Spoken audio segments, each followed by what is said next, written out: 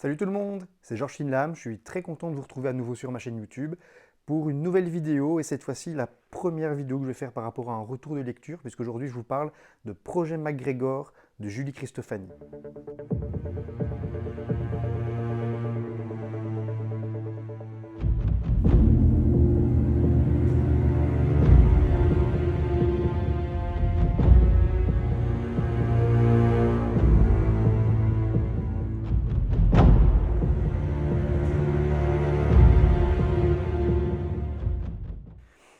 Alors, Julie Cristofani est une auteure de la région de Mons qui publie, tout comme moi, au livre en papier.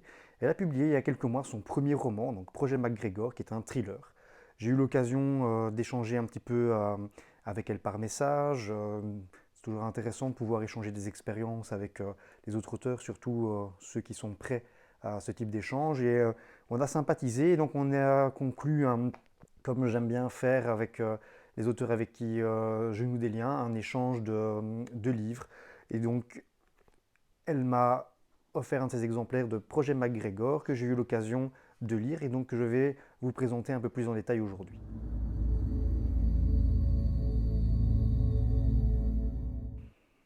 Alors, Projet MacGregor, c'est l'histoire de Duncan. Duncan qui est un jeune homme qui passe son enfance sur une île, perdu un petit peu au milieu de nulle part, au milieu de l'océan. Il vit avec sa mère et son père a un comportement qui est un petit peu particulier. Ce qui fait qu'un jour, sa mère va le réveiller tôt le matin et ils vont tous les deux fuir l'île et aller s'installer à Boston où ils vont essayer de refaire leur vie. Alors forcément, on se doute que tout ne va pas se passer comme prévu et à un moment, le passé de Duncan le rattrape et va le confronter à toute une série d'événements et surtout à la vérité sur les véritables raisons pour lesquelles sa mère l'a amené à fuir leur île.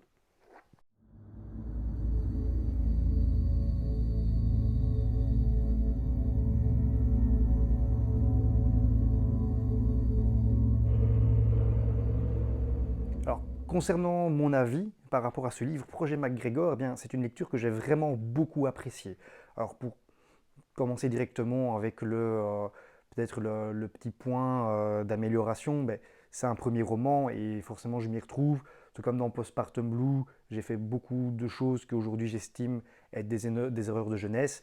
Ben, je crois qu'il y a des choses qui mériteraient certainement d'être améliorées, mais c'est absolument, absolument normal. Et d'ailleurs, j'ai déjà ce jour eu l'occasion d'échanger avec Julie sur le sujet pour lui faire part de mes réflexions, tout comme j'apprécie beaucoup le fait qu'elle me fasse part de ses réflexions par rapport à Postpartum Blue. Il n'y a que comme ça qu'on progresse. Mais il n'y a rien à dire. On a un livre ici qui a un texte de qualité, vraiment très bien écrit, avec une histoire qui est vraiment interpellante et prenante. Alors je ne vais pas vous parler des moments qui m'ont le plus tenu dans cette histoire parce que ce serait vous dévoiler l'intrigue.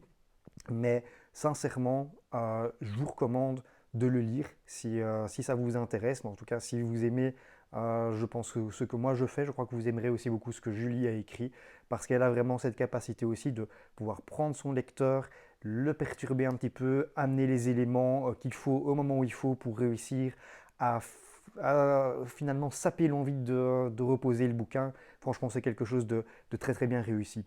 Je voulais souligner aussi le fait que c'est un livre qui est extrêmement bien documenté. Sincèrement, ça m'a assez impressionné, surtout quand on voit à la fin la liste des gens à qui il s'est adressé pour avoir des informations sur différentes choses. Il y a un vrai travail derrière. Je pense que c'est un livre qui, une fois de plus, euh, démontre qu'aujourd'hui, il y a des choses très très intéressantes dans l'auto-édition. Il faut sortir un petit peu de ce clivage de auto-éditer, oui, c'est des gens qui font un peu ce qu'ils veulent, parfois n'importe quoi. Alors, c'est pas faux par rapport à certains auteurs, mais il y a aussi des gens comme Julie, comme moi, forcément je me considère dans cette catégorie, mais je pourrais en citer d'autres comme Jean-Philippe Lux, qui font les choses de manière à ce que ça soit bien fait, avec des relectures qui sont qualitatives, avec une couverture qui a été réalisée par l'auteur elle-même, qui est extrêmement, extrêmement bien réussie, je trouve.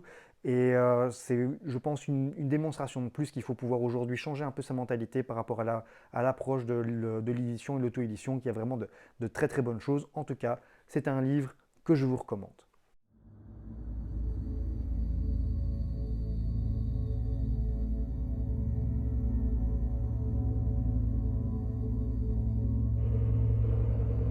Voilà, alors on arrive déjà à la fin de cette petite vidéo. Alors si ça vous a plu, comme d'habitude, je peux que vous encourager à me suivre, que ce soit sur ma chaîne YouTube, mon compte Facebook, ma page Instagram. J'essaie vraiment de diversifier le contenu pour pouvoir justement être un peu plus proche de vous par rapport aux interrogations, aux questions que vous pouvez me poser, pour vous montrer aussi un petit peu autre chose, différentes facettes de ce que je fais ou de ma personnalité. Donc si ce que je fais vous plaît, si vous voulez m'encourager à aller plus loin, faire des choses un petit peu différentes, j'ai vraiment besoin de votre soutien. Donc n'hésitez pas à liker, à partager, à faire connaître, à parler autour de vous. Ça me ferait vraiment un plaisir immense. Et c'est ce genre de choses qui, c'est pas grand chose, mais qui pourrait vraiment m'aider à progresser et à évoluer. Alors je vous dis vraiment merci pour votre attention et d'avoir suivi cette vidéo. Et je vous dis déjà à très bientôt pour une nouvelle vidéo.